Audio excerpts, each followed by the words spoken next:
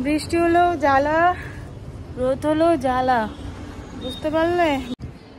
নমস্কার বন্ধুরা, welcome back to my channel.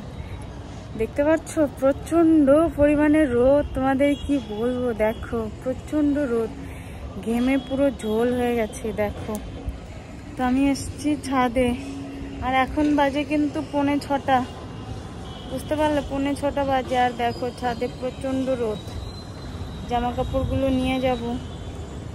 কি বলবো, এত গরম পড়েছে না, কি যে জ্বালা হয়েছে। বৃষ্টি হলেও জ্বালা, রোদ হলেও কারোরই ভালো করতে পারিনি। বৃষ্টি তো বলে এত বৃষ্টি ভালো লাগছে না, রোদ হলেও বলে এত রোদ ভালো লাগছে না।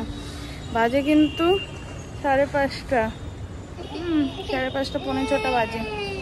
আর দেখো রোদের তাপ, পুরো ঘেমে ঝোল হয়ে গেছে। আর এদিকে সোনাও উঠে পড়েছে, রাগ করে চলে গেল করে। তো চলো, আজকে কোনো ব্লগ করতে পারিনি গরমে।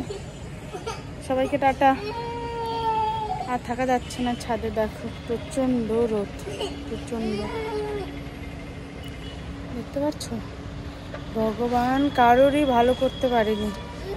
কয়েকদিন বৃষ্টি ছিল, ইস এত বৃষ্টি আর ভালো লাগছে না। কবে যে রোদ উঠবে, কবে যে রোদ উঠবে। এখন যে রোদটা উঠেছে, ব্যাস এত রোদ, বাবা গরম, থাকাই যাচ্ছে না। দেখতে পাচ্ছ তো, বলো ঠান্ডা হলেও জ্বালা, বৃষ্টি হলেও জ্বালা, রোদ হলেও জ্বালা, কি মুশকিল।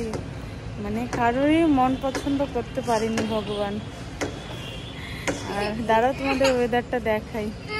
দেখো গাইস, কি সুন্দর দেখতে লাগছে না বলো?